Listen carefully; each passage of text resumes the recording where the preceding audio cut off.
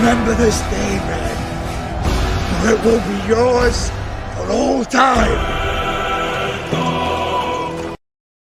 We have shown them that a trembling hand can become a fist. We have challenged the idea that a slave must always know his place, accepting rod and lash because he was taught to accept it.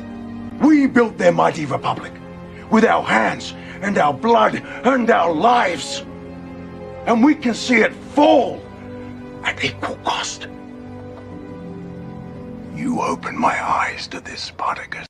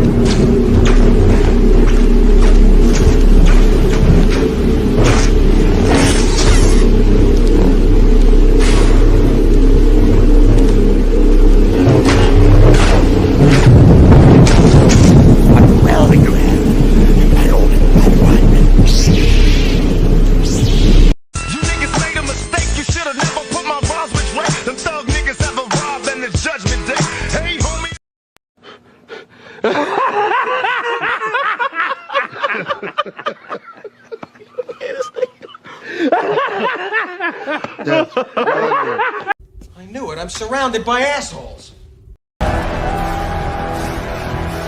This is where we hold them. This is where we fight. This is where they die. And these shields, boys, give them nothing, but take from them everything. See, old friend, I brought more soldiers than you did. Sense great fear in you, Skywalker. You have hate, you have anger, but you don't use them.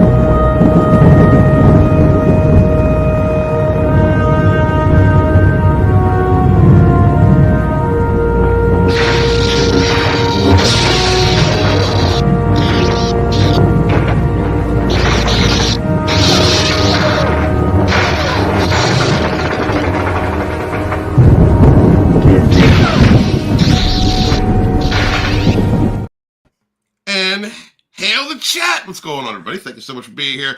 Greatly appreciate you. With me is, of course, my cohort, my partner in the train wreck express, the man with the peen so lean income from Alpha 16, Immortal Motherfucking Coil. What's going on, brother?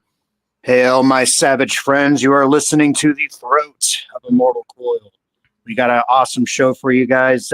Episode 2, part 2, as it were. We got some special guests. Looking forward to this, man. Yes, with us today is the one, the only, the rogue Stark of Iron. What's up, bro? Hey, what's going on, ladies and germs? Let's get pumped! Yay! I'm special guest. Yay! and from back in the day, Hail Trans Fat, one of the first people I ever got to stream with. Matter of fact, he was on my very first live stream. The artist formerly known as K-Log. What's up, bro? What's up, guys? Glad to be here, and I'm excited to do this with you, Steven. It's been a long time with you and Immortal. Yeah, man. It's so good to have you with us, man. We're going to have some fun today. We're going to talk some Star Wars. But before we do, just wanted to give a little bit of an update on TFMV2. Immortal Coil, where are we at with Volume 2? So we've turned in Chapter 1. We're still compiling a couple more interviews and moving stuff around. I'm editing Chapter 3 at the moment, which is covering basically the descent into the destruction of the comic book store. Very, very dark times. The shroud of the dark side has fallen, Steven. Yeah. Yes, sir. Yes, sir. But we must put a good foreground in there for everyone on this piece of this documentation of contemporary history, the history of the Fandom Menace, the rise of it, also involving a little bit of Comicsgate, because that had something to do with it. Volume 1 covered Gamergate, and it all leads to people, basically narcissists in the entertainment industry, using our modern mythologies to attack fans so that they can get negative fuel, so that they can get off on that toxicity. And so it's a very important part of history. It led to the growth of a lot of different YouTubers in our indie sphere, and the culture of rising together, which exists today and is very much an example in the way that Tony Stark of Iron, promotes his channel and works with other people. It's a culture we've seen in Tim's Talk, Zach's, Roman of the Empire, a lot of great people out there, a lot of good channels, Snow Dub Music and Entertainment. And we're happy to have been a part of that fabric and to give that to you guys. This book's going to include interviews from Sporky News Podcast, Snow Dub Music and Entertainment, Hanstar. It's also got Abu Nas, Damajani. It's also going to have contributions from people like Jesse Milestone, John Talks Star Wars, from Doomcock. Hail Lord Doomcock. Thank him very much for being a part of this book. So looking forward to presenting this to you guys. And hopefully Snowdub's in this book too. Gotta have the Cotton Connection chapter. Hail to Xanadoom. Hail to the Cotton Council. Every day, all day. Hey, how's Jesse Milestone looking these days? She used to look pretty good back in the day. She was with Hicks for a while, and now she's with Kai MFS. I think they got married. Actually, I think they got married. Kai is in makes fun stuff, Kai? I'm not sure. I don't really follow Kyle that much. Yeah, he's an author too. He's also an author. How's Abu Nas? Yeah. Abu Nas is out there killing it. The Dark Council really took off. I was glad for a while to do the Rogue 4. It was myself. Let's see. It started with me and then Enter the Unfamiliar, Final Death Star, also known as Final Death Star, Lorena Creole, and Jane Theory. And we used to do a show before the Dark Council started for like a year, which is a lot of fun. Red Gaze joined on. And then that became Rogue Entertainment, K-Log. That's what became like what we're doing now. So let us not forget there's a major contribution in the book from Mark with the C. Oh, yeah. Yes. There's an entire chapter about Mark. I thought that was very important because the reason that's we got a lot of Dark Council in there is because when the industry was attacking the fans, in Hollywood and Kennedy and the story group that's at Lucasfilm, they ignored people like Mark with a C and Damajani and Lord Callus and Abu Nas and Fatal J. Like they ignored those guys because they didn't fit the narrative. They weren't 40-year-old white men hiding in their mother's basement because they were afraid of women and they were racist.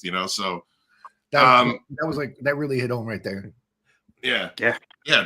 So it's important to have a variety, to show a variety of people in this book and show that the fandom itself is made up of all different people. It doesn't matter what your orientation is, where you come from, what your culture is, what color you are. It was a big thing. It was all of us standing up at the same time and saying, no, this isn't what we love. Right. Well, and that's a big theme in the book, how they're telling on themselves. I was just kind of doing a write-up on the blackwashing, as it were, of redheads, and how if you said maybe we should have a white Black Panther or a white Blade or a white Spawn, those same people who were saying like, hey, it's not a big deal if white characters are black, suddenly they become like, well, you can't take away the racial legacy and the status of legacy characters, and fuck off. They're hypocrites, man. Yeah. Absolutely. So it was an epic time, and chapter one, the High Council, a chapter that's about the home of the Fandom Menace, world-class bullshitters, great shows that really led the way there that involved Jeremy Griggs from Geeks and Gamers, Ethan Van Sciver, Comic Artist Pro Secrets, a lot of good times and epic moments that created a culture of YouTubers that expanded out to this day. I mean, I think the reverberations of that are still felt to this day. Oh yeah, we're definitely the inheritors of that initial push. Everything has kind of changed and moved around, but channels like Nerdrotic still carry the flame. I saw Ryan on Piers Morgan. I couldn't believe it. Yeah. I know. Gary's out there shining, this motherfucker. I remember Gary before he was monetized. Now he's out there kicking ass. Run same thing with 3 subscribers. Yes. Yes. I remember Zoomcock before he was monetized, dude. And I first watched him, and I was like, "This dude has a great gimmick. He is, the evil overlord who is like the way that I saw it was he was pissed off at Kennedy and Lucasfilm and those guys because they weren't the right kind of evil. They were like weak evil, And he was. Oh no! Zoomcock's story is about Trek. It's about Kurtzman Trek. STD is when he. Yes. Yeah. Right. And that's why I started watching him, right? Because it was him and actually Mecha Random. They were covering Star Trek at the time, and that's what it initially pissed me off. Was Kurtzman Trek. Oh yeah, we talk about Klingorks in that first chapter. You guys are gonna definitely. Oh wow. Orcs. So enemies for stomping. So last week we left off at this scene, which was kind of pivotal before we moved on to Kamino. And in this scene, Padme's like talking to the Queen, and she's kind of, Annie's mommy issue. Annie, he's trying to stand up. He's the protector. He's the man. He's protecting mom because Padme's kind of his mom image now because he doesn't have mom. And good girl Padme's like just the whole. Yeah, he's just a Padawan. Like he doesn't have big. He's not a big guy. He doesn't. And I'm totally not gonna sleep with him. Like I'm not gonna like. Well, the Queen's like, so what do you think we should do, Master Jedi? And Padme totally slaps his dick out of the way. She's like, oh, he only has 2 hairs on his balls. I got the plan. He doesn't have a big saber. It's only a quarterstaff saber, like a Yoda saber. Like it's like it's those sabers that you give out to the Jedi Boy Scouts that are made of rubber. They're not even real. So it's like, until you learn how to, use this, we're not giving you a real one. I can't see from this angle, but does she have I voted for Kamala sticker on the left side of her chest? I don't know. It just might. It is a matriarchy on Naboo. It is a matriarchy. Anakin should be banning both of them. He should, totally. But he's the problem. The problem is that he has issues, right? I mean, like we were talking about this last week. He's how did you put it, Coyle? Like he came in late, and then he's at the point now where he's on par with most Jedi Knights. Like his power, Knights. With Knights, and at the same time, they're having him like sit in the Jedi archives and like it's forbidden to masturbate and all that kind of stuff. So this is the first time he's ever been around a woman, and he's just saying dumb shit. He's like, "You've only grown more beautiful, my lady." She's like, "You're making me uncomfortable. Fuck off." Somebody get this guy a fedora already. We need like one of those like katanas too, like the ones you get from like an anime convention. Neat. Yeah. There's definitely a lot of built up nut in the Jedi Temple. They right. When I was discussing this with K-Log last night, if there's such a thing as a post-nut clarity, there is pre-nut confusion. And I sense much confusion in you, young Skywalker. Yeah. Darth Maul's just out there busting nuts everywhere, Right. Check it. I'm here. He doesn't even have a lower half at this point. Just like this, and I'm gonna go jizz in my pants. I'm sorry. And then use the Force to throw it at somebody's face. That's right. Jizz in my pants. That poncho is definitely designed to hide erections because you figure at this point, Eddie's walking around. It's like he's pre-cum spackle, just right all over. He opens his pants to pee, and it's like. Yeah, he can't walk in sideways. Very good. He has a raging hard on. So I want to get to the chat real quick before we move on to Kamino. Cotton Ministries. What's up, Wook? Old Wookiee supremacy out there. Good to see you, brother. CJH, what's up, channel member? Thank you so much for being here. Greatly appreciate you. Parrothead out here, start trouble. What's about you getting fisted? I don't know. Listen, when I visit, like a puppet, like a puppet. Totally. Yeah, we got some puppeteers on the chat, and Parrothead. That fact does not escape Parrothead. Coyle and I are going to go out and visit K-Log next year. All right, and we were trying to discuss who's going to be the lucky Pierre, who's in the middle, and it's not me. I don't care if I'm the shortest. I'm not the one in. I'm not the middle spoon in this situation. I'm standing with my back to the wall at all times, guys. So I don't know. Yeah. Well, I mean, you would make sure you got your soap on a chain, and you can't drop it, and all that shit, man. It's around my necklace. I have a necklace with soap, basically. It's on a chain attached to his nipples. Actually, I had an uncle who went to prison for like a long time, and he didn't wash his ass for like 25 years. Right. Oh my God. Right. That's was his name Christopher Walken, and he had a watch for young Bruce Willis. All right. Listen. Let's. Edward Perry's in the chat. What's up, Edward Perry? Thank you so much for being here. Thank you. Appreciate you, bro. And if you guys have not already, please subscribe to Savage Spirituality. It's Mortal Coil's new channel. So check that out. Put a link out in the out there. Bark and Spiders in the chat. What's up? Hail to my sister from across the pond. Thank you so much for being here. Island showing up. Take Bojan's in the chat. What's up, Tina? There'll be Rogues here. The Rogue Mama showing up. Thank you so much. The Rogue Squadron standing by. Absolutely. All right. So let's check out. All right. Immortal Coil, will you lead us into Kamino? Yeah. So following the revelation that the younglings provided that Kamino was erased from the archives, they land on the planet Kamino, where Obi-Wan's about to encounter a very familiar looking race, Stephen. Somebody who wrote this movie and designed the creatures knew what the fuck was actually going on. Thinly veiled. Yeah. Yeah, I think this is actually where the movie begins to like really pick up for me, because Kamino is like a planet we previously didn't know about, in the Star Wars universe. And it's also the introduction of Jango Fett. It was good to see, our favorite bounty hunter from Empire. Right. Right. Or at least an image of him. Well, before he was writing, trying to teach him how to ride banthas, right? We always knew Yeah, we don't talk about that here. We don't talk about Disney Star Wars until after we do the first 6 films. How about that time that Boba Fett, spent I don't know how many years in the gut of a big giant space slug? Right. I always thought he should have been halfway digested and needed like robot legs or something.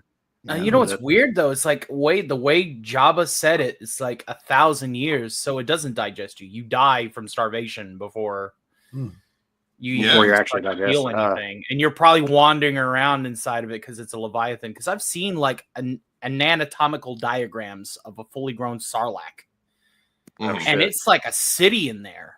It's the size of a small town. Wow, it's like Captain Kennedy's pussy. Yeah. K-Log, strange that you say that because I have put my penis in the Sarlacc pit and it came out undigested. So I'm doing okay now. A few bird marks don't hurt anybody, right? Just it didn't get burnt. I did not get burnt, K-Log. It didn't get burnt. I said, the creature that the Kamino, I don't know what they're Kaminoans or whatever. They're very alien-like. I mean, like, as far as like the way that we look at Greys and encounters of the third. Yeah, dude. This is my theory on it. I feel like it was just a nod to Spielberg, because if you look at the architecture of the buildings, it's very similar to the mothership at Monument Park. Very true. And E.T., the E.T. ship. Yeah. Well, the race of the E.T. that has an official race in the Star Wars galaxy. That's true. They were in episode 1. The way this alien looks like with the neck and everything, I don't know. Do you guys see? It looks to me like the purple haired bitch in the new trilogy. The one that it's what happens when you transform into a smoke monster and don't ever re-solidify. Like that's one of the side effects. Well, to get a little savage, Stephen, these guys actually resemble the, let's call it, actual incarnate forms of the tall grays. Now the neck's a little bit too long and the proportions are a little bit off, but more or less it's a nod. And then as we know, that race genetically engineers itself and reproduces by cloning itself. And that's why it's dying. That's why it needs an influx of fresh DNA. That's what led them to Earth. So somebody knows a little bit about something there. Well, if that's the case, wouldn't Obi-Wan be a Nordic white? I mean, just throwing that out. I mean, they did invite him right in without even asking. They're like, "Oh, come in, you know, stick your dick right in there, right in there." This requires some DNA for the triumph. Yeah, exactly. You see that socket right there? Yeah, just pretend you're R2. Ignore that bone-looking creature over there. He's going to steal your skin in a few minutes. Mm-hmm. That's how we open doors here. Just put it in the keyhole.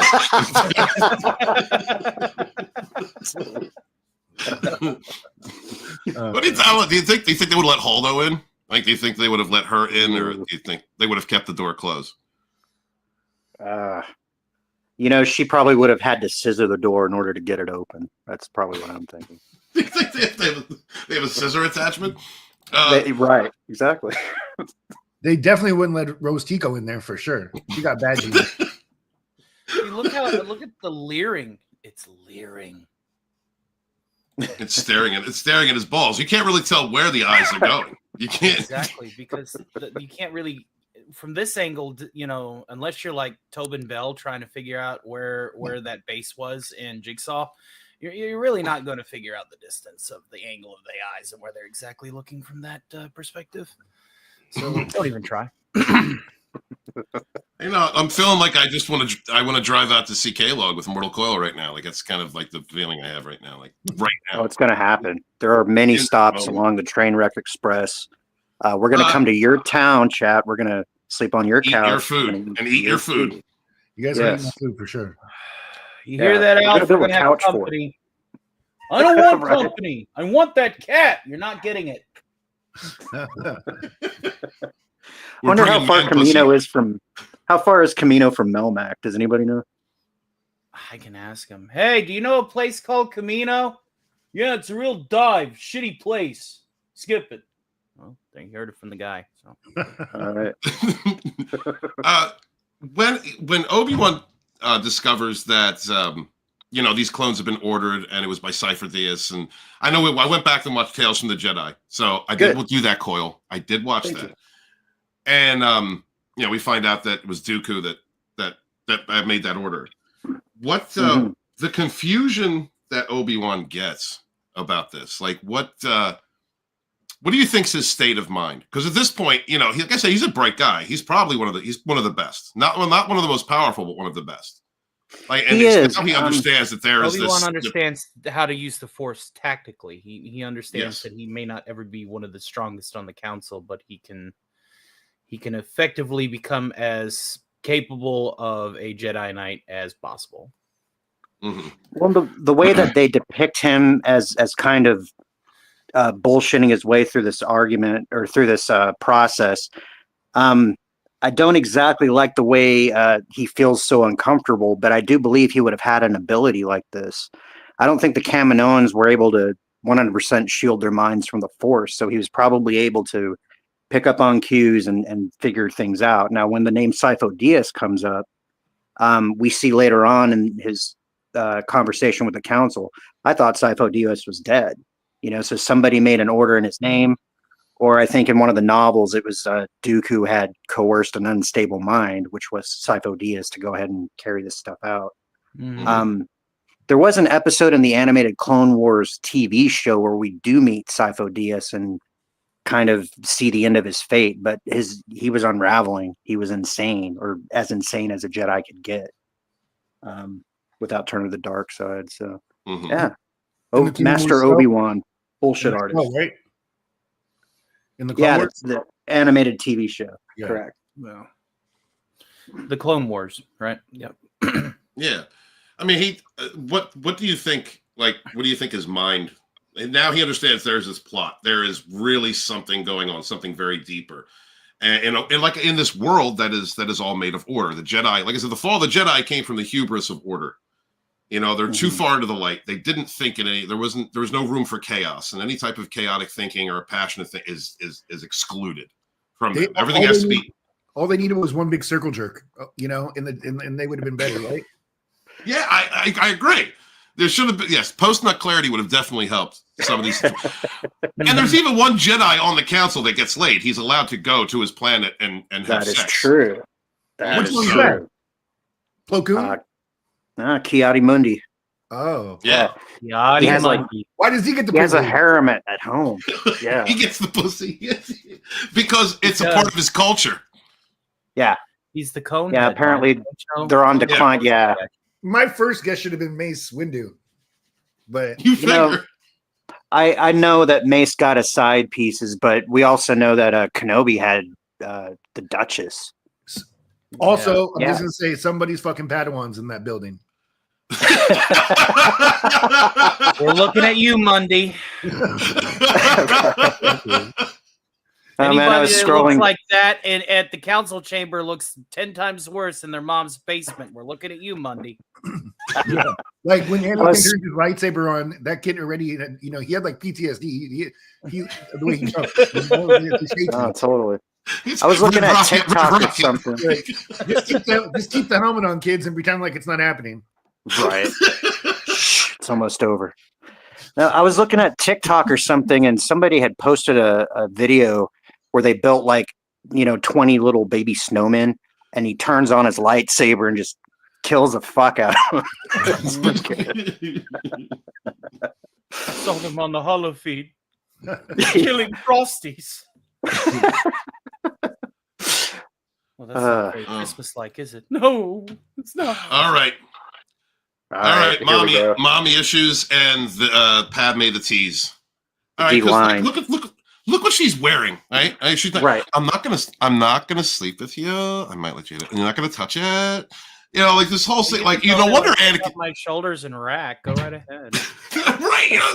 Like I'm not gonna get. Like no wonder Anakin went insane. I'm sorry. Padme is the reason that he fell to the dark side. Right?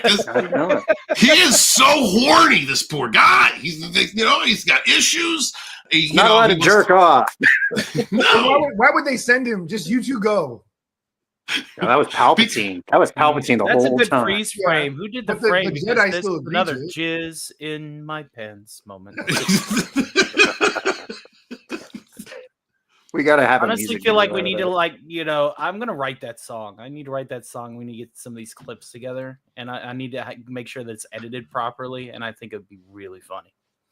Yes. Oh, dig it. Yeah, definitely do it. I think. So, I mean, okay, all in all, so Padme's coming at this from, she had pretty much a healthy upbringing, I think. It was a matriarchal world, right? She was given power when she was young. Like, she is intelligent. She's not, not a bad, I think she's a good indicator of, woman, just woman, period. Because. Well, riddle me this. How about a woman in politics? A woman in politics. Oh, okay. I mean, she is a woman, right? Mm-hmm. And she is a politician, right? Ergo, this is an example of how a woman should act in politics. I am Tony Stark, and this is The More You Know. Because as soon as she gets to her home planet, she races to put on the sluttiest thing in her fucking closet. Right? Exactly. And I don't know about you, but even the greatest czars of Kazakhstan wouldn't be able to look that dead in the eye and go, "I can't delegate with this." Yeah. Can't do it. How do you mediate with a hard on? How do you do that? Right. You only got blood for one organ. Yeah, you go into aggressive negotiations. They're definitely aggressive, traumatized negotiations. His skin flute has never been played. That's the thing. He is so aroused and in such a dire strait of blue balls that he says the stupidest fucking things to try to pick up on her. This is the infamous sand line. No, you guys. go. Right. I can't even imagine when you got a robot hand. You know that shit's gonna get in there and get stuck. Oh yeah. He goes with like android speed. That is a good question. If you masturbate with a robot hand, you must need lube, right? Like, I mean, it would be like if you're doing construction all day and then you touched it. You know, like it would. You never remember that sign with the hand that gets stuck in the gears? You know, that safety sign and says "Don't twist Android girls." It's like that, but kind of the opposite. You know, don't grab your shit with a robot hand. It's not going to end well. It's cold. I think he probably turns off the neural interface to give himself a stranger.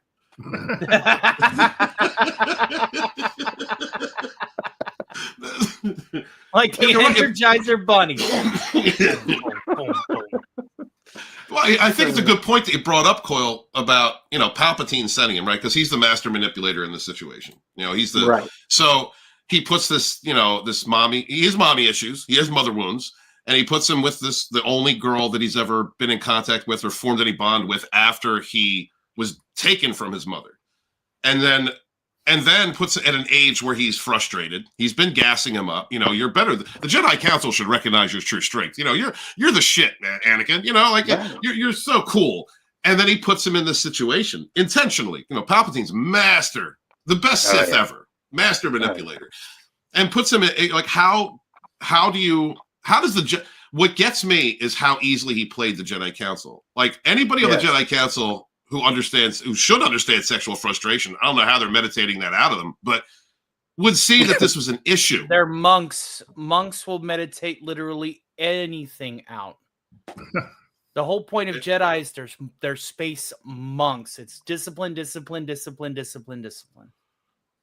Right, which is why they want to catch you early. Completely ignorant of natural needs and desires. Right. Of like earthly. They force that upon themselves, and that's unhealthy. Yeah, except for Kiadi Mundi. Yeah, and the basement, we know. And the basement. Yeah. And Mace. And hey there, the poor younglings. Come down here with Kiadi and hang out. Get your ass over here. Son of a bitch. I'm just hungry. Come read these archives. I need you to come down here and sort my stacks. That's unbelievable, bro. That's so good. I don't understand, Beth. How do you show up when we're talking about masturbation? I don't understand, Beth. They had the harem showing up. God damn. You got to do it. You got to do it. That's what happens when I like. Yeah. Hey, Beth. Hey, Beth. Would you take me down to the archives? Let's get your ass over here, Beth. Let's go. Right here, right now. I'm going to hell.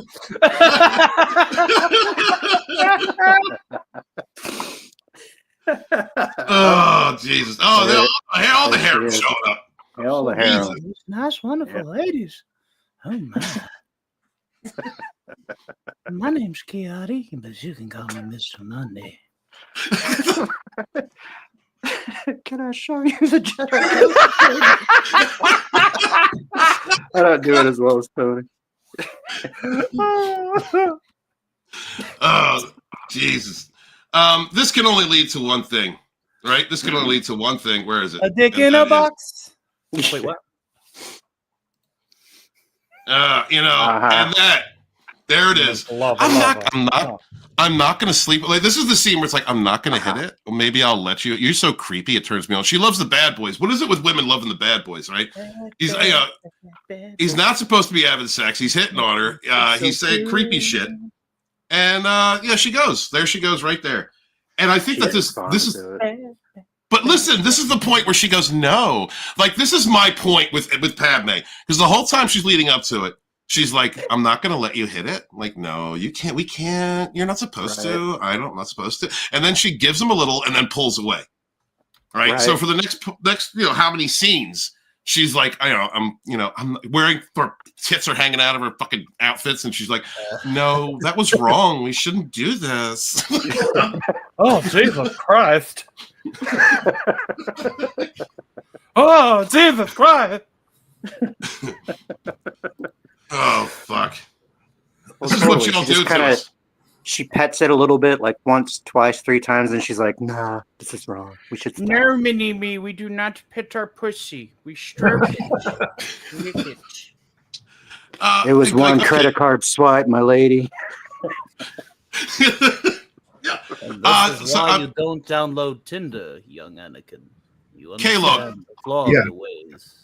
Yeah. Okay, look, I have to ask. All right, so you understand this film, you understand these characters. What is going on chemically, like biochemically, in Anakin at this moment with this first kiss? What's happening? Well, pre-cum is happening.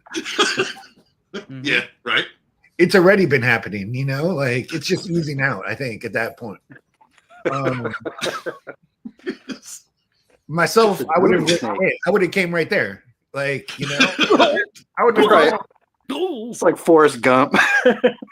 It's like Forrest Gump. I think I ruined my Jedi bathrobe. And then I took Padme back to her room and slapped her on the buttocks. There's no poncho either. There's no poncho. There's nothing protecting Padme. Poncho and no Lieutenant Dan.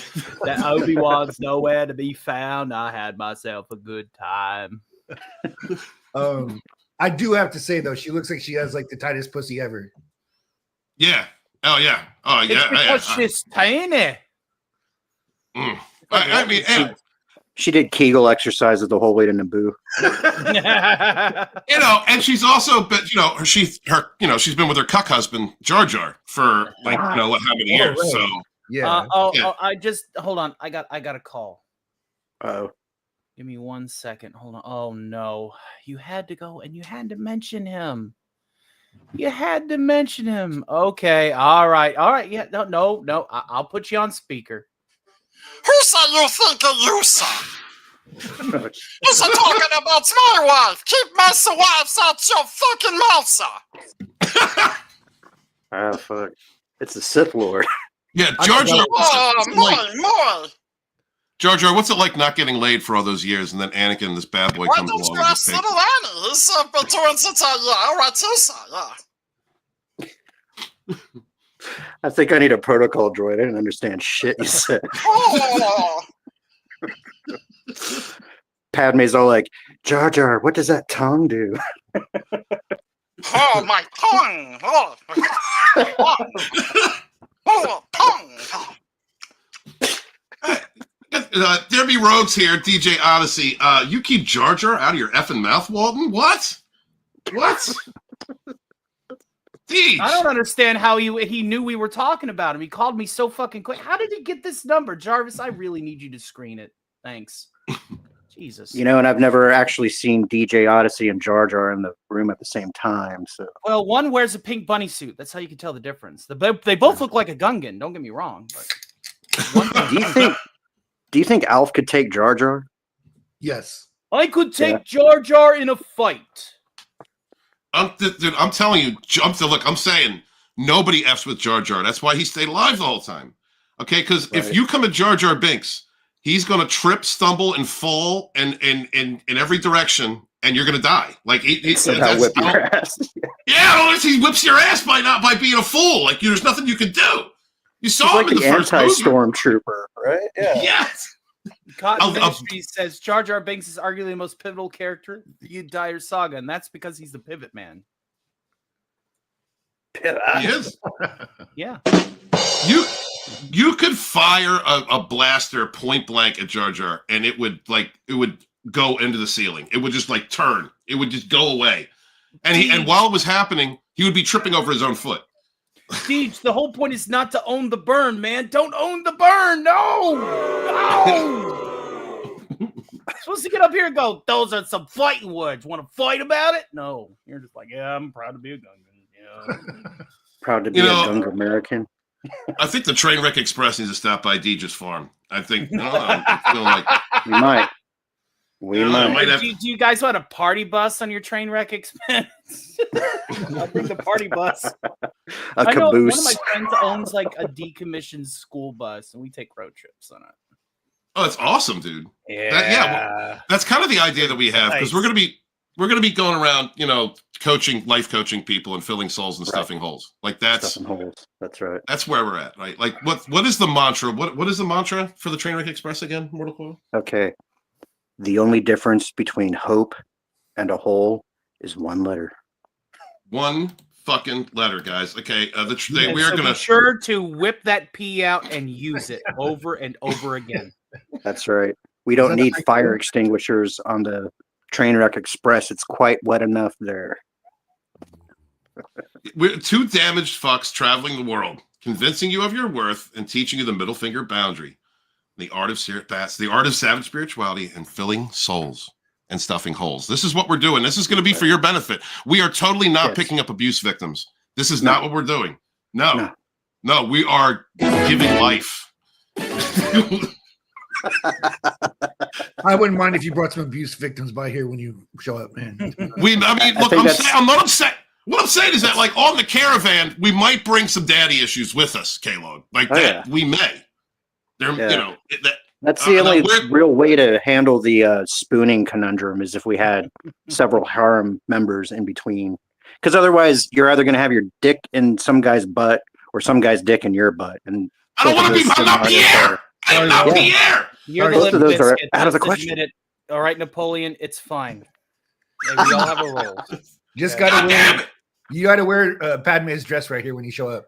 Yes, we got to be able to see the back. It's fine. And then I'm coming in your house, K-Log. Oh yeah.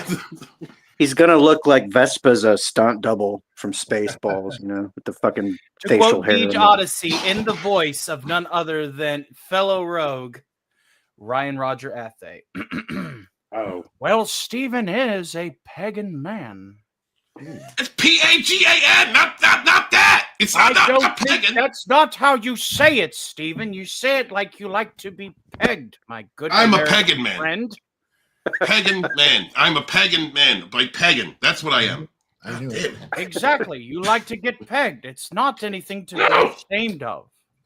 No, I have a girlfriend. I swear to God. Isn't that nice that I could bring Ryan with me wherever I go? Isn't that nice? I know it's uncanny. It's like he's a fifth member of the panel. Why, thank you. I have to represent reality-based at any and all times. See, what you guys don't understand is Stark has all these celebrities and personalities like stuffed in his basement, and he smacks them in the face if they don't show up and play nice. Including the dead ones. Ain't that right, Gilbert? How many times do I have to be the butt of the joke? Can't you let a dead man stay dead? No. What would I think this is a creepy scene. When I first saw this, the clones.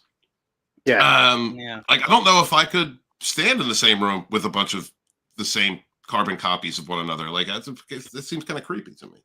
100,000 Stephen Waltons. Is the galaxy really ready for that? No, what, me? You can copy me, because I would have definitely put my dick in that keyhole. I'm just saying.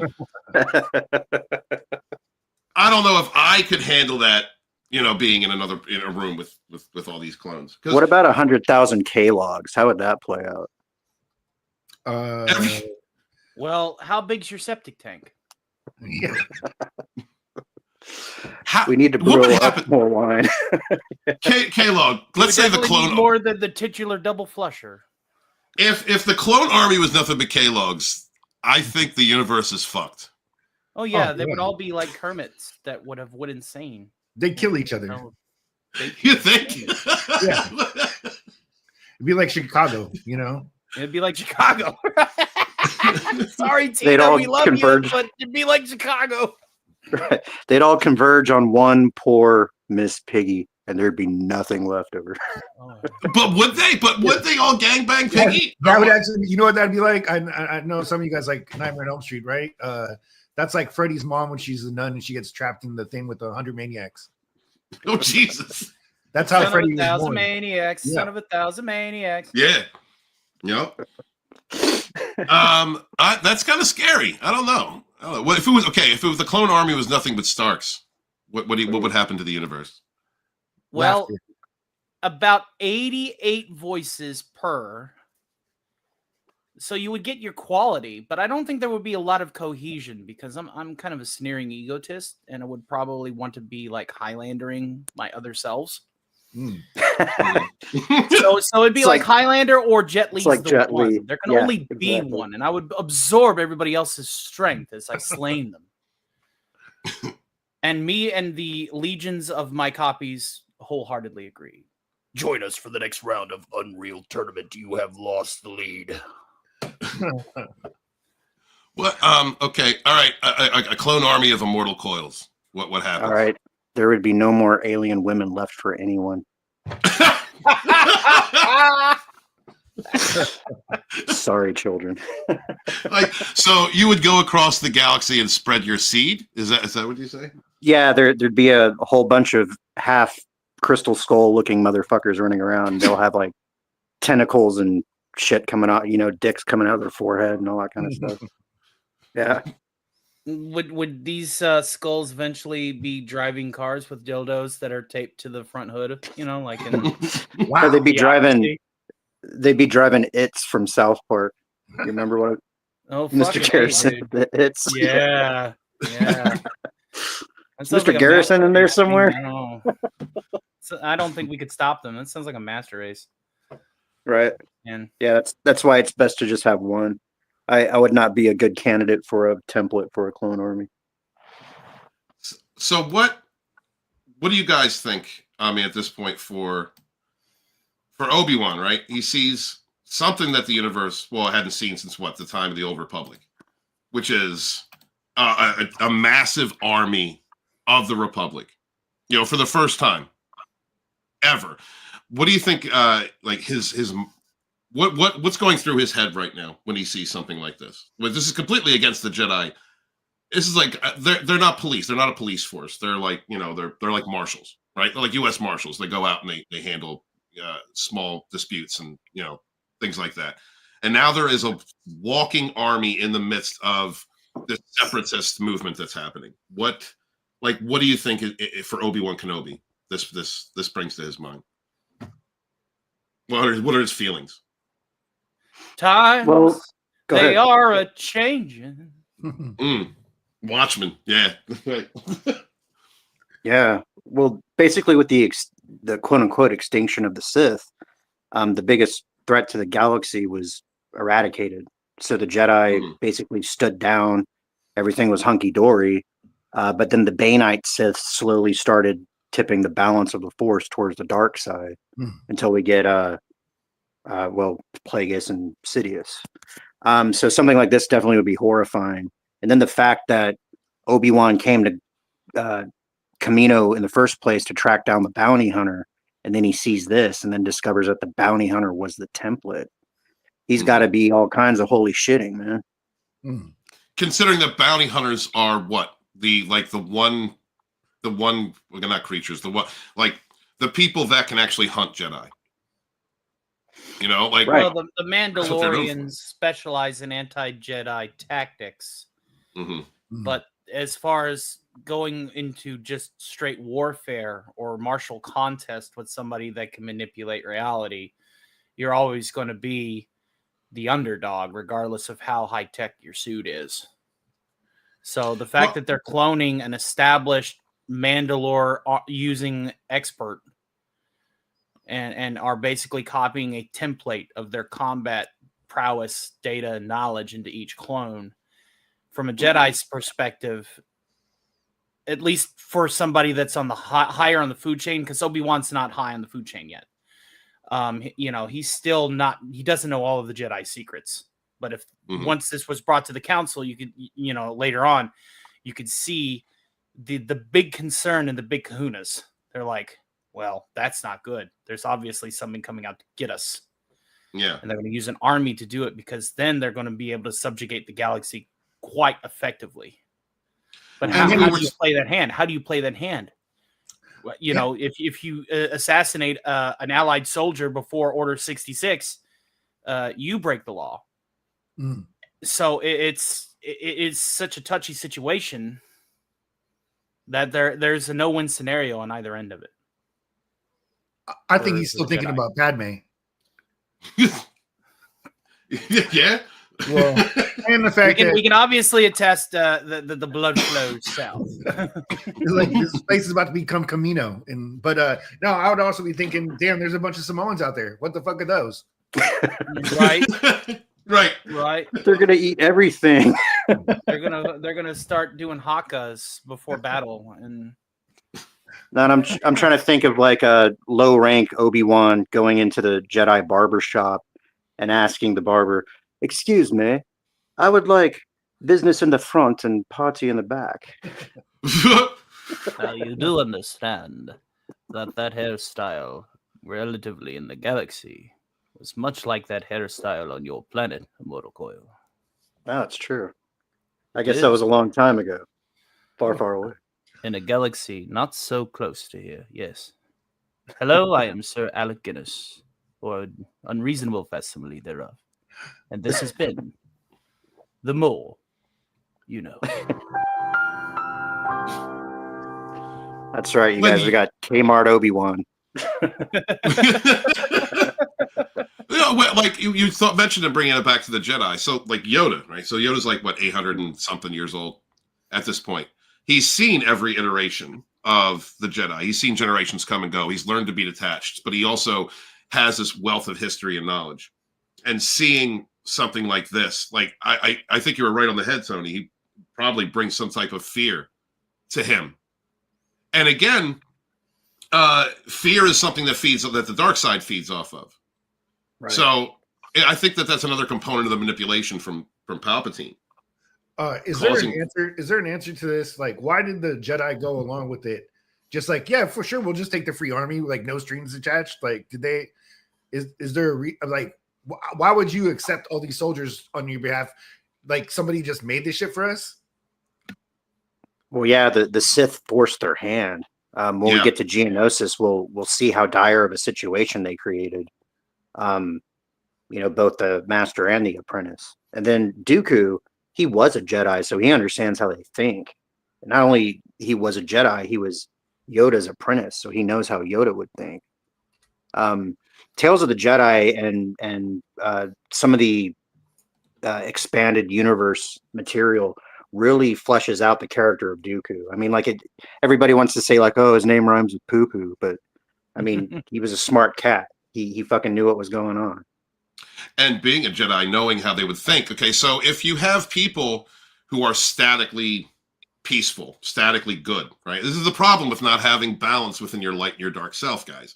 Because if you're just like this good guy, all right, you live in the light, you don't really take into consideration anyone being deceptive or nefarious, then you can get caught up in the manipulations and the tactics, the gaslighting, the confabulation that's created by a manipulative personality who comes to you with this false face. Palpatine is like, he's like the good guy to them, but he's actually the master manipulator. He's the psychopath. He's so altruistic, he projects himself as being, oh yes, we no longer need things like taxes on Republic credits. No. Right. Only for him then to go, kill him. Right. Dude, I would vote for Palpatine, whatever. Cheaper tax, lower taxes, bro. You sound like a Trump supporter. So good, Anakin. Good. And you could just see Palpatine going, right. You want this, and it's a cell phone with TikTok. Go ahead, use it. Slander me down with all of your hatred, and your journey towards TDS will be complete. Totally. Padme sitting there like, what if the Republic that we are serving isn't really the Republic that we thought we were? And Anakin's like, I don't believe you. And you're sounding like a Trump supporter. You're wearing a sundress and confusing me with your weird politics. Look at this silly bitch. Yeah, dude. She's like, she's teasing him with it. Like, she is waving it in his face. Like, absolutely. And here we have the birth of another wonderful meme right here. Mm-hmm. Yeah. Yep.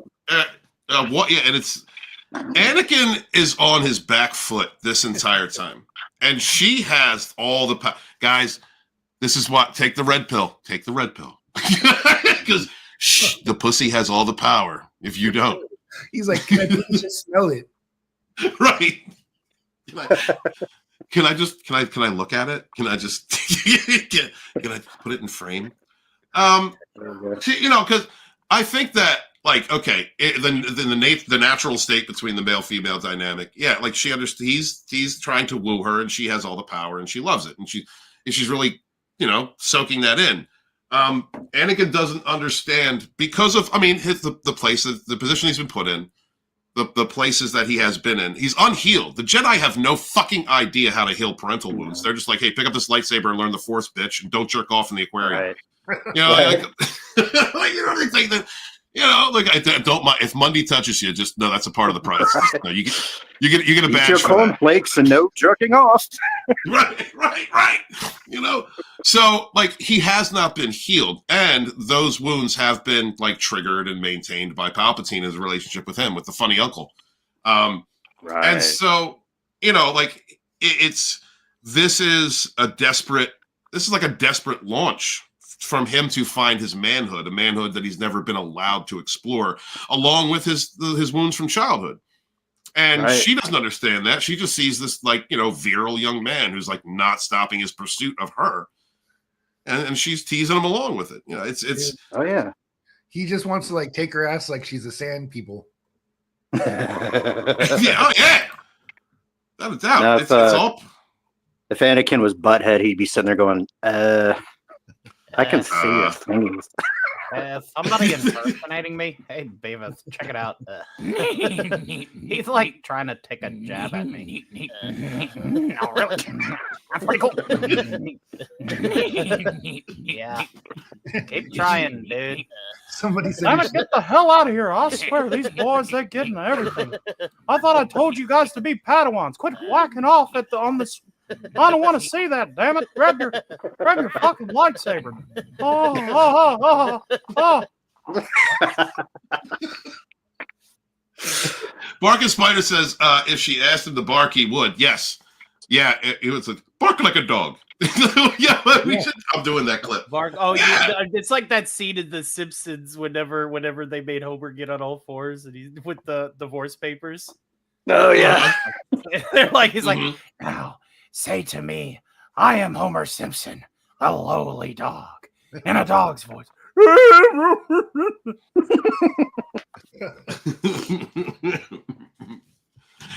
What? Okay, I need some. K-Log's relationship advice. K-Log, what should Anakin do in this scene? What mistakes is he making in this relationship dynamic? I think he's trying to talk to her. Right? There shouldn't be much talking going on. She already has the headphones on. Just, Right. Change it to Barry White and start feeling up the thigh. That's right. But you don't want to get those rape allegations in the Jedi Temple, a lot in the Jedi Council in the Order and everything. But he's also like the LeBron James of fucking Jedi, right? I mean, she should be just blowing, just super down and she should be into him more. I don't get it. I understand. Do you think that they hide grape allegations in the Jedi Temple? Do you think 100%, bro? Imagine how many Yoda got. No, Grogu came from somewhere, right? Yeah. Don't bring up what I do in the basement with the young ones. Yeah, right.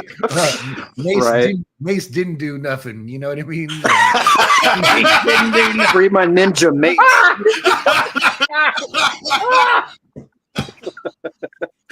There's a man. There's the weeb, dude. We have a meme in every show. Going to Obi-Wan, yes. Destruction of meme states. They just move Jedi from temple to temple. Yeah. Exactly. Right. They promote them up. In the van you must go, Candy. Fucking Mundy's asking Anakin where he learned this, and he goes, "I learned it by watching you." I know a Disney script writer by the name of Thanos the Mad Titan. He's been trying to write all this crap to get revenge against me ever since Endgame. I just can't win. Yeah. Oh, poor guy. They're rolling down the hills with it. What are these things? I didn't understand what these things were. Yeah, but they made for good cow tipping, didn't they? Yeah. It's been a while. The redneck in me has to come out, but they did make for good cow tipping, didn't they? You got to get the space shrooms from somewhere. Yeah. She's like, I'm so gonna let him inside me. Like that's what that look is. Right? Yeah. That's the face of want. We just need to have her biting her lower lip just a little bit more and putting the exactly sunglasses on. Best 3 seasons of her life. You think Anakin would be 3 pumps the first time? You think? Or do you think he'd be so scared he wouldn't be able to? He's definitely a single barrel cock gun, 1 pump chump. Oh yeah. We already established the Forrest Gump reality. He'd feel her up and just boom, Jedi goo everywhere. Yeah, it's the chosen goo. Look at all those midichlorians you just waited. Absolutely fucking ashamed. How are we gonna watch these midichlorians out of your drawers? Come on now. Right. Obi-Wan sitting there with the sock. Anakin, I found this under your bed.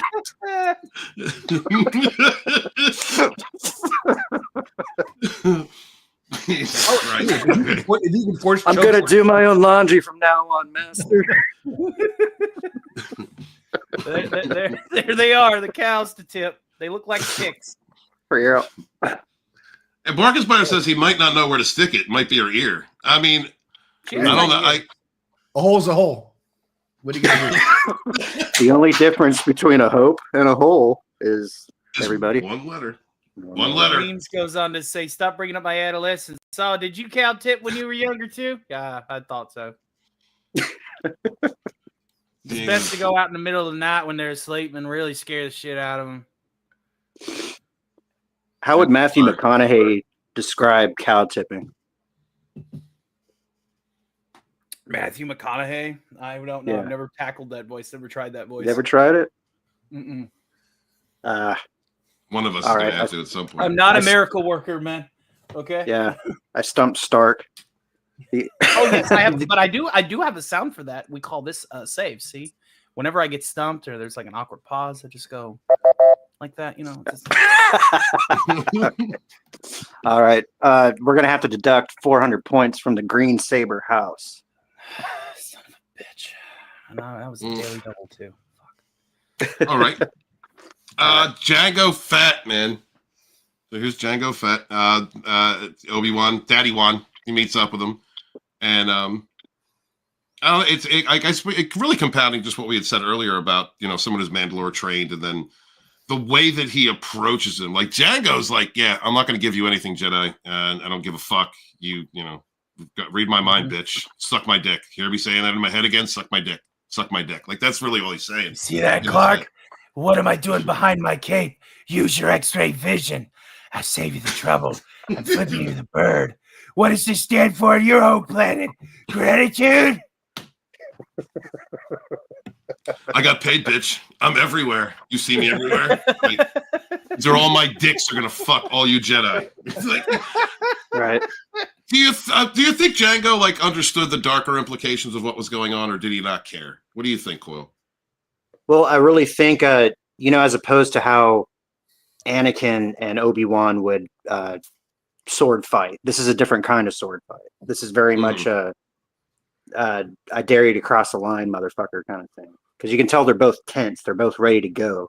They both pretty much know who each other were. Because you remember he shot Zam Wessel from that building up tall. So he saw both Anakin and Obi-Wan. So suddenly this guy's on his front porch. And I got to tell you, I think he's shitting his pants a little bit. Because all his Mando gear, his Batman suit, if you will, is in the other fucking room.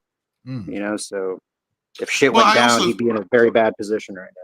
If it went down, but he knows it's not going to, because he understands Jedi. This is the problem. This is, I think, one of the reasons why the Jedi were on their back foot for the entire series, really, is because their code was their weakness, their inability to see and to understand the aggressor in a situation. Right. Right.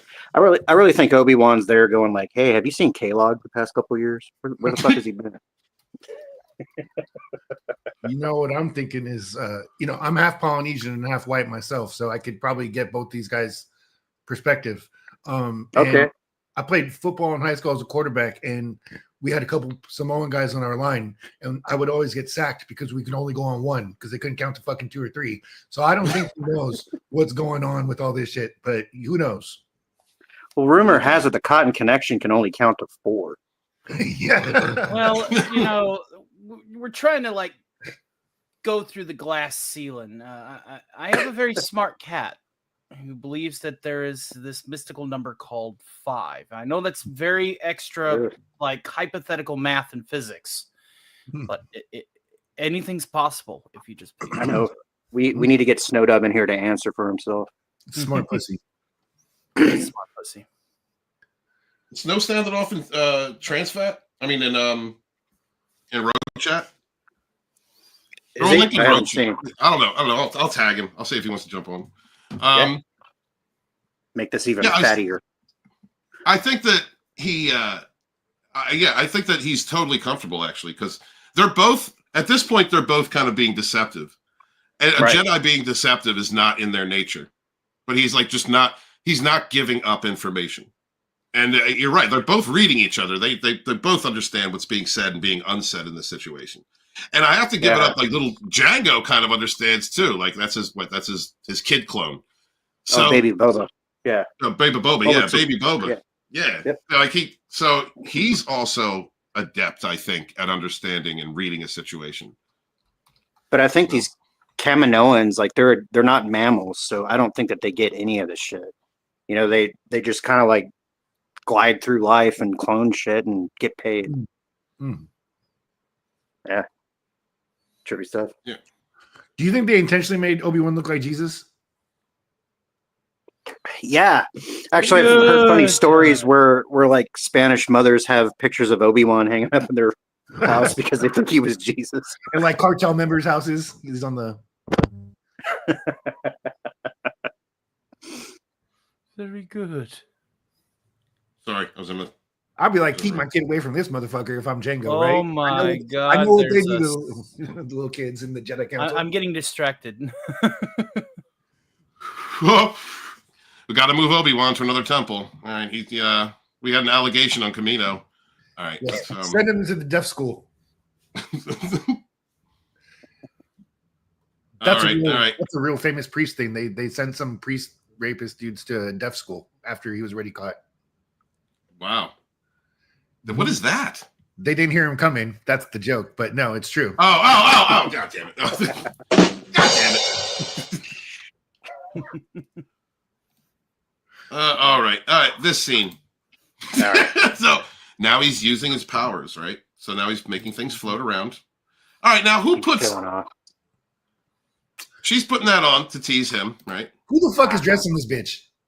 Who is dressing her? I don't know, bro.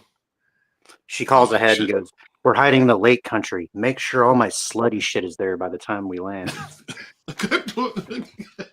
I'm totally going to show off everything he can't have, but everything he wants. Well, he's floating the pair or whatever, and with the Force, and you know what he's really saying. Yeah, he's really saying that's a dark side trait, wasting your powers to impress. Well, he's really saying, listen, when we fuck, we're going to be floating through the air. I'm going to be tumbling us around and doing shit that zero G gravity, like Homelander and Stormfront. Oh yeah.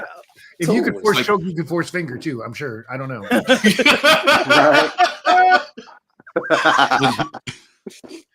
I think it's a sexual innuendo. Oh yeah, you want my fruit? Just fucking hit her in the head with the grape or whatever it was that he Bro, like hard as shit. It's an eggplant. It's an eggplant. Can somebody edit that together? Make it float, and it's like an eggplant, and he floats it back to her mouth. A couple potatoes behind it, Right. Got to make sure the bitch is out. That's right. Oh fuck. I don't know. I don't know who's dressing her, but she was definitely pushing him out in this scene. You know what I mean? And look, creating the angst. This poor guy, you know, he's like, he really wants it. He really wants that ass, and he can't get it. You know, she kissed him earlier, but now she's waving her goods. But you can't have it. This is wrong. I'm a senator. You're a Jedi. You're not supposed to have these feelings. And you know, that would be bad. You know, we can't do this. Is that a lightsaber in your pocket, or you have to see me? You know, Dang it. That's right. Yeah, Papa. Yeah. Feed her that seed. That's she is just so sexy though. I'm sorry. I forgot how good looking. God damn. I'm gonna Oh yeah. Natalie Portman in her prime. Hell yeah. Yes. God, yes. She's gagging for it. I don't know. That eggplant's coming. Like it looks like she's naked right there. It looks like she's naked right there. They're doing that on purpose. Mm-hmm. Great lighting. Yeah, everything. Lighting. It was a really good scene. Yeah, the whole creepy, like so. Papa Cotton had said this last week. You know, is the creepy Anakin aspect is perfect. Like for everything that's going on psychologically and with the rhythm of the movie and who the character is and how he becomes, you know, Darth Vader, the malignant narcissist of the universe. It's him being that creepy is perfect in a lot of ways. And one of them is, I think, showing, first off, girls, you love the bad boys. All right. You want the adventurous one that you know is going to break your heart. You know, he's not right for you. You know, that's perfect. And also the confusion and turmoil inside the, you know, quote unquote bad boy. Really. Because like he is broken inside. There are parts of him that he's very powerful. He's intelligent. He's passionate. But he doesn't have emotional intelligence. And that's something that wasn't given to him. And was challenged by the dynamic between the Jedi, whom were always kind of timid with him because they didn't want him to be a student in the first place. Qui-Gon came in, and then Obi-Wan was like, yo, if I don't train this dude, then I'm out. So they had no choice but to bring him in. So you have this resistance from the Jedi, but then you've got Palpatine, you know, that Sith aspect, always kind of puffing his ego up and pointing out the, like, exasperating his insecurities. And so here's the time. Here's a time for hypothesis, Stephen.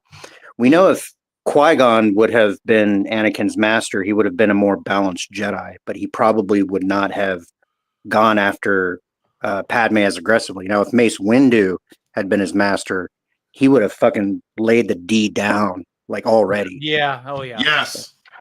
Yeah. Yes. Yeah. I think Qui-Gon was fucking for sure, right? I think he might have hit. Okay, there you go. There's a question. Did he hit Shmi? Did he bang Shmi? That is a good question. Yeah, that shit was taken for sure. He definitely fucked her.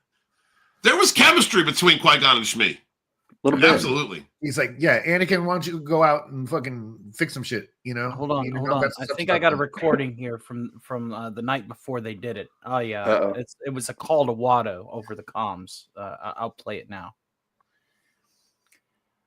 I understand you took something from me, and I really would like it back.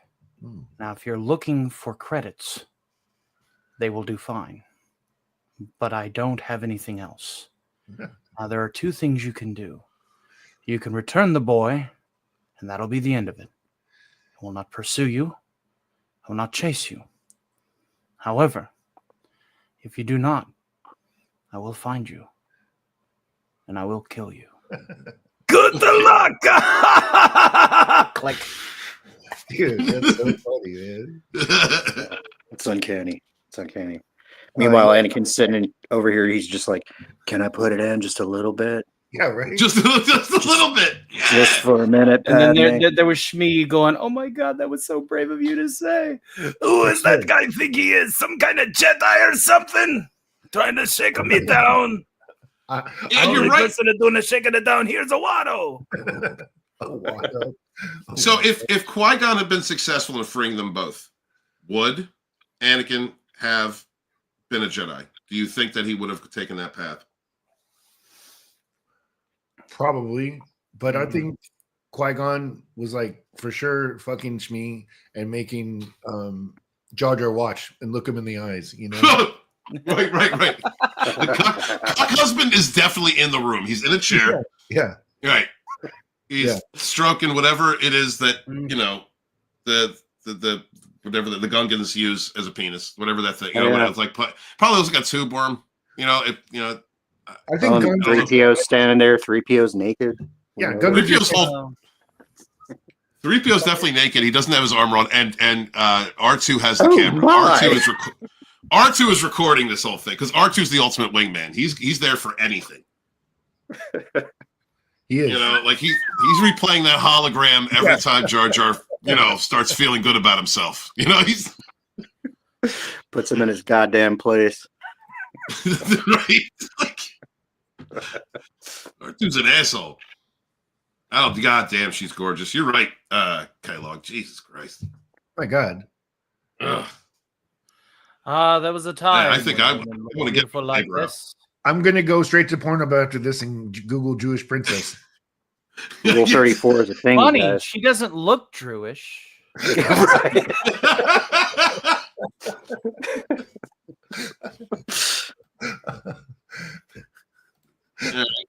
You're not gonna hit it. There's his. I'm not gonna get the fucking face. He's so mad. He has been rejected. He thought tonight was the night. He was gonna take his saber out, and he was he was gonna get it, and he's not getting it. This is the path to the dark side. Look at my little Andy on a grown up. This is the path to the dark side. All right, this is what happens to us, and you women love it.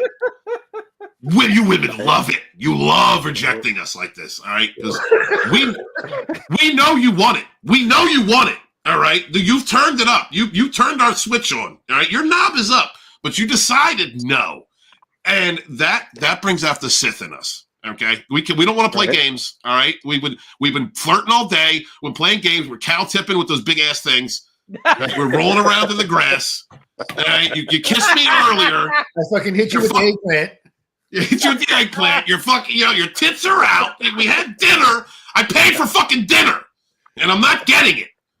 I understand why he turned to the dark side. I understand. That's why he slaughtered all those fucking those Tusken Raiders. It's built up nut rage. They're animals. And I slaughtered them like animals. I hate them. Insane. All it would have taken was one sheath. All that sword needed one sheath. What the fuck was his mom doing out there running around with the sand people? Why what happened with that? Oh, that was a gangbang. You know it. They ran a train on her ass. Yeah, they abducted her. Yeah. Sand people are like the grapiest, most horrible. They're like the Al Qaeda of the universe.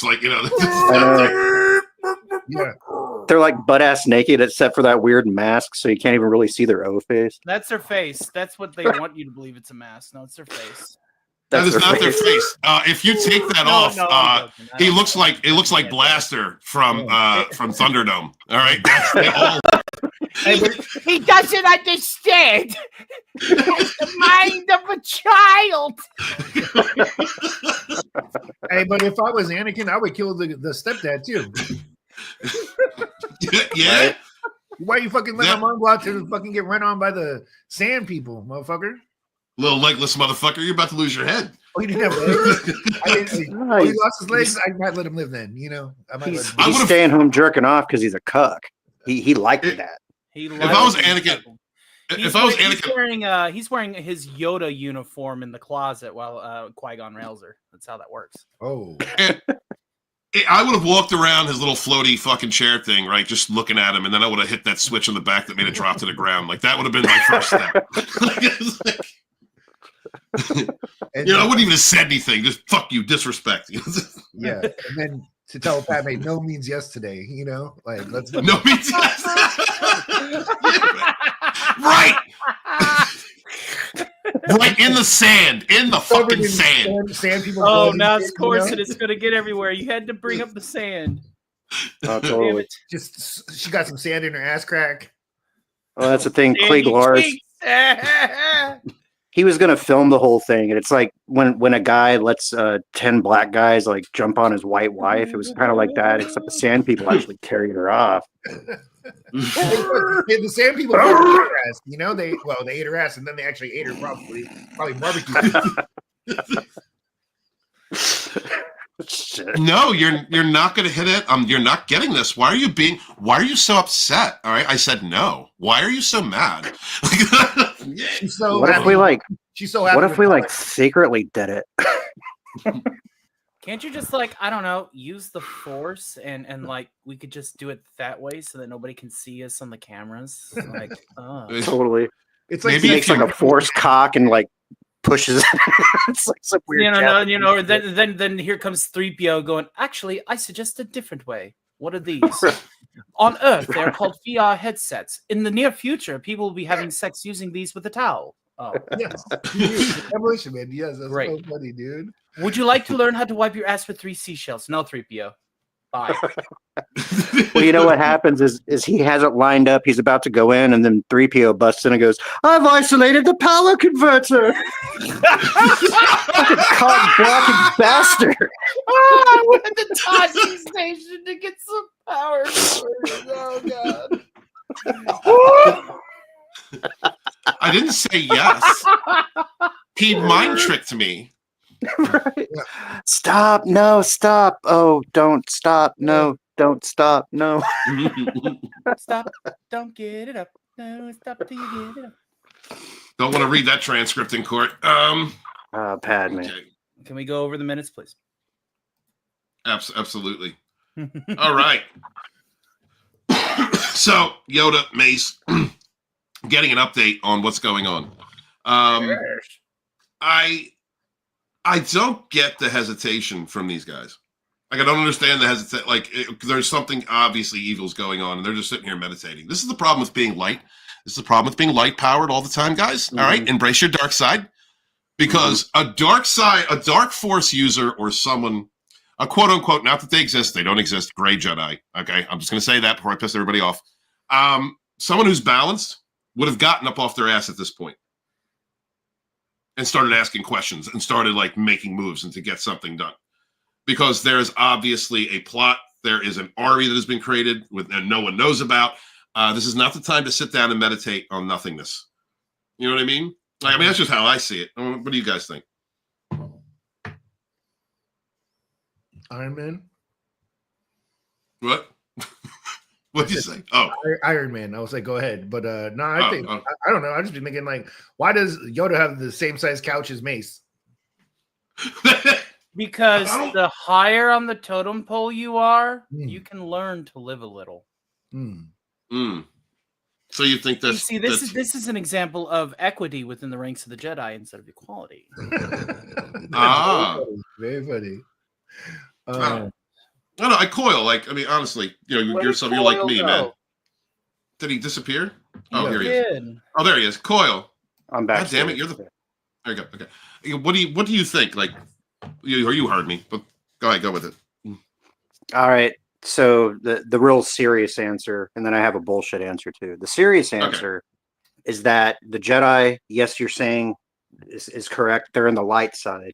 They so don't want to touch the dark side that they don't realize that all the shit's going on in the shadow. Right. So one of the things after Obi-Wan signs off, Windu says maybe we should tell the Senate that we can't use the Force as well as we tell them that we can. And Yoda's like, no, if we do that, then shit's going to get way worse. But I think the real answer is Obi-Wan calls up and Windu's like, what you want, motherfucker?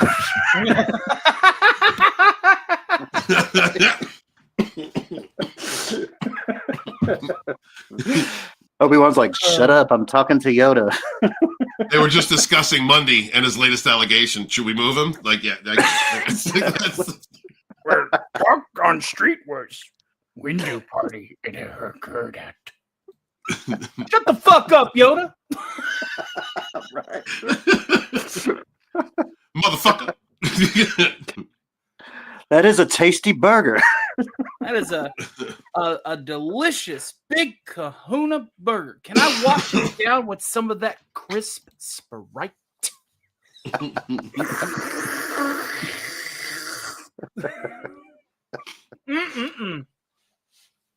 I mean, the point you brought up, Coyle, about them not admitting that they're as strong as they are, that would cause fear. But again, is that a move from fear, or is that strategic? Is that a maneuver, or is that Is that all of this is strategy? You realize in this movie, you really only see Palpatine / Sidious once at the beginning and once at the end. He's mentioned several times throughout. You know, the Dark Lord of the Sith is in charge of the Senate, blah, blah, blah. But we see him say, you know, perhaps we should place the senator under the care of the Jedi, knowing full fucking well what Anakin's going to do. And then kind of smiling to himself. And then at the end, he's like, excellent, Lord Tyrannus. Blah, blah, blah, blah. Mm-hmm. Yeah, dude. Yeah, I agree with that. All right. Let's see real quick. Sexual frustration. Anakin? Oh no! Look at that face. It's so sad. Oh. They look like they just had sex though. She has sex hair. Yeah, like, the hair's disheveled. She's just wearing something loose and comfortable. Like she's about to go to take a shower. You know, three times the night before Stark, she's had that rabbit on. All right, he's heard it. He heard. Okay, he was trying to meditate. He was trying to meditate in his room, and all he heard through the wall was. Oh, you know, Annie! Oh, Annie, come on! You're definitely not little Annie. Oh my God! You're definitely not little Annie. Will you shut up? I'm trying to meditate. Come on, Annie. And then you guys see Anakin's in his room, not able to jerk off. He's like, God damn it. He's having nightmares.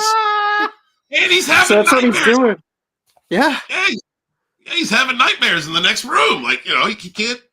He's dreaming about mom. He's feeling mom. More machine than man, Annie. Oh my God. No, so he's standing there going like, don't think about tits. Don't think about tits. Don't think about tits. Look at him right there. Yeah, look on his face. He's like, you think that's supposed to be like baseball, apple pie, cards. That looks like a shot though of like him on the desk. Margaret Thatcher naked on a cold day. Margaret Thatcher naked. No, K-Log, yeah, it's him on the Death Star. Okay, whatever Star Destroyer he's on, you know, when he's the Star Destroyer. True. Yeah, dude, that's an awesome conceptualization. Great, dude. But on the other side of that is I think he has his dick out. I think that his penis is out in the sun, and he's meditating on it. You know, like just die and fall off. And fall off. And I think that is why he lost his dick on Mustafar, because like he manifested that. You know, he like, this is all the frustration. He just said, I don't want my dick anymore. And then it manifested years later on Mustafar, this poor man. This poor fucking guy. Yeah. Yeah, you know, like that's torture right there. Ladies, understand what you do to us, okay? What we put up with in order to maintain a relationship, because we know what's going on. She's torturing him. She knows it. And she's innocent. Like, she didn't do anything wrong. She didn't do anything wrong. I said no because it was the responsible thing to do. Right. No, you know. Well, think about it. So she waits until he's out there, and then she's not wearing a bra. She's probably not wearing panties. She just has a fucking negligee on and this little robe. And she's like, Annie, did you have a bad dream, Annie? Did you not sleep well for some reason? It was a wet dream. About killing his mom? That's horrible. That's the mommy issues. This poor guy. Oh, my God. Yeah. He had nocturnal whatever emissions. I feel bad for the sheets. Yeah, the cleaning people. You know, like whoever's doing that. But I mean, honestly though, he meditated. He has you know, his mind is now shifted to another problem. So I think that the sexual tension's gone, I think, at this point. Because like Coyle was saying last week, men are on and off switches. Right. You know? So his switch has been turned off. Okay, you shut me down. Okay, now he's kind of getting into boss. He's getting more into boss mode. But he also has something else. Look at her hair. She looks like Darth Helmet. Or Lord Helmet. You know? It's all fucked up. And she's had it so nice the whole time, you know? What the fuck? Keep firing, assholes. Where's the Spaceballs clip? No, go past this. Past this part. fact, never play this again. Lone Star. I am your father's brother's uncle's sister's cousin's former roommate. No, sir, I did not see you playing with your toys again. Hot! Too hot! Hot! Breathe in this thing. Oh God! Double A says, Annie, do you need some more milk? Yeah. He's gonna be knocking back a half gallon of orange juice and going right back up there to pumping. What are you talking about? I had to pause my OnlyFans to come down and see if you were okay, Annie. You know that I have an OnlyFans. Oh, you do? Should we trade OnlyFans again? Holy fuck! All right, let's finish this out with the fight on Kamino. Let's finish this out here, which was probably an epic fight. We finally got to see some action in this film, you know, and it took like what, you know, it took like an hour to get there, but yeah, this fight scene was pretty fucking awesome. I did enjoy it. I'm starting to get a good fucking clip of it, and it showed. It was good to see like a Jedi fighting against you know a bounty hunter, but also the amount of cool. First off, the amount of cool things that the suit had. We actually got to see like all the different things that he could do, and I enjoyed that because you know we saw Boba Fett, you know, in that same outfit in Empire. You know, it was cool looking, but other than him firing a few shots, we didn't really see what the capabilities of that suit was. So I did like seeing that in this film, and also Obi-Wan, you know. Getting a one-on-one fight with a bounty hunter and seeing what his capability was in his youth, you know, aside from when he was, you know, the first movie. I just thought I really enjoyed the entire scene. Right. Well, I think Mandalorians are good at fighting Jedi because they have all those gizmos, and the lightsaber, although it's a real awesome weapon, can cut through most anything. It's a short-range weapon. So the first thing Jango does when the lightsaber's ignited, he makes some distance, right? You know, or he'll spray fire to get the Jedi to go somewhere. Real smart tactics. Yeah. I wonder though, who would win in a fight, a Mandalorian or Iron Man?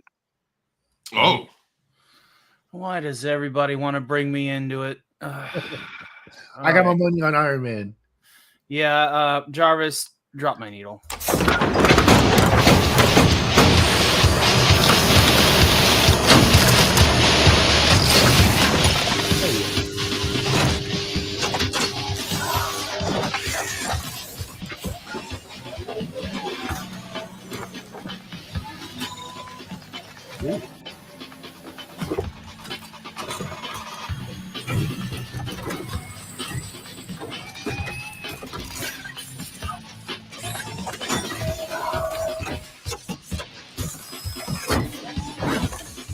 Oh, not there. That feels good. Yeah.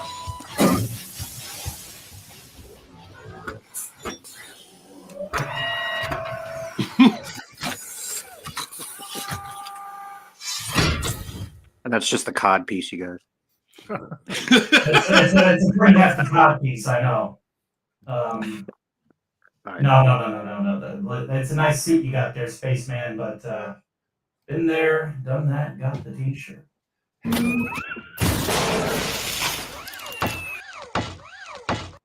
All right, so where were we? Who would win in a fight? This guy or you? Could you take him? I'm the winner. Chicken dinner.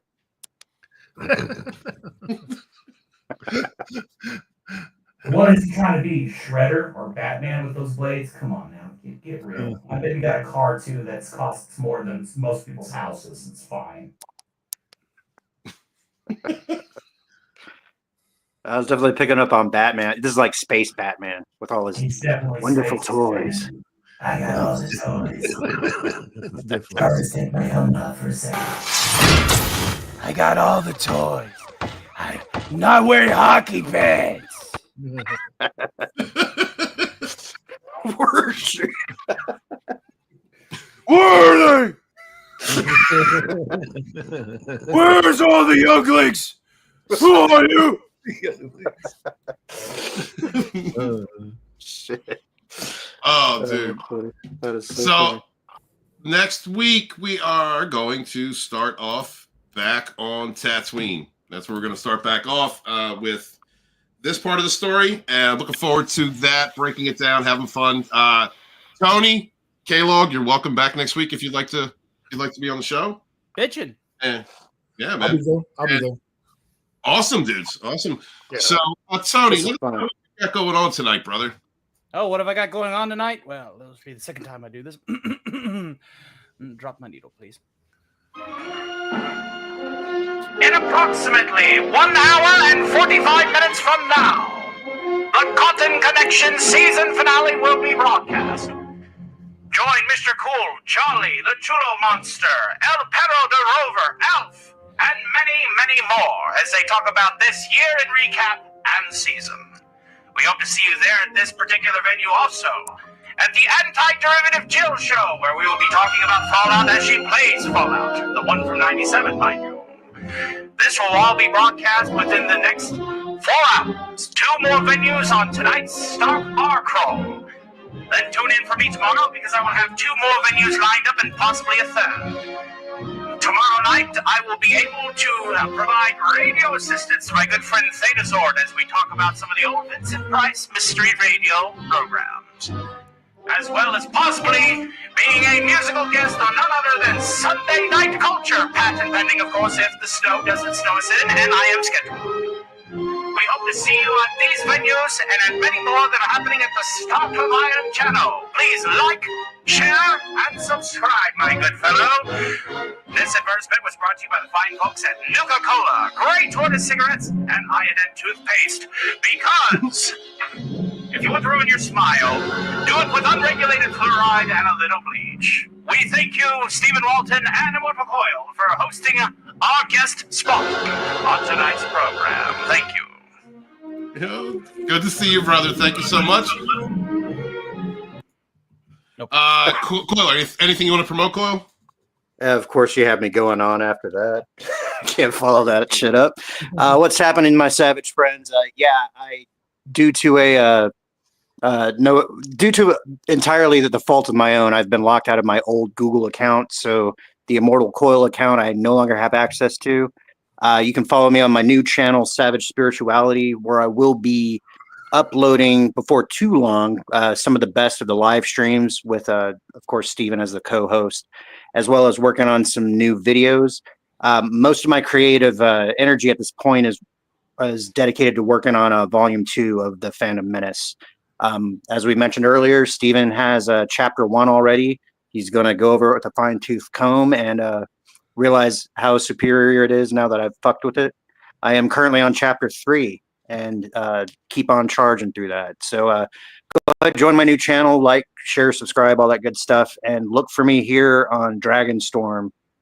Do Rogue Entertainment with him, and sometimes do Sage of the Savage, sometimes do this shit. So thanks.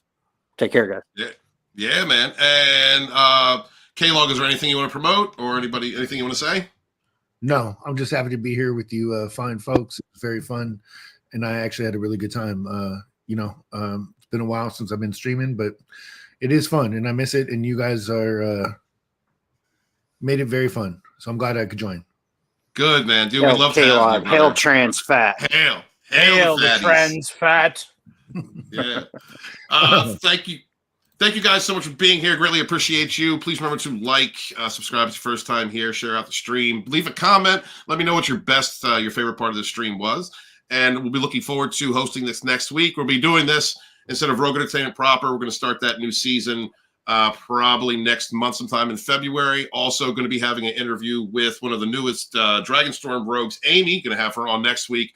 And then we're going to be starting Narcissistic Abuse Recovery Heroes Season 2 with Kanita, Amy, Coach Randy White, Scott Clark, Immortal Coil, and myself. Can't wait to start that. We're probably going to do that about late February. So please remember to support your independent creators out there, whether they're making books or movies, whether starting channels or whatever platform. Please share out links to support them because we don't have an industry to support us. We only have each other, and we rise together. I am author Stephen Walton, the Fandom Menace historian, your historian, born in the chats of the High Council with my brothers and sisters fighting for our modern mythologies. Please remember to wash your hands, wash your ass. Be good to each other, yet suffer no fools.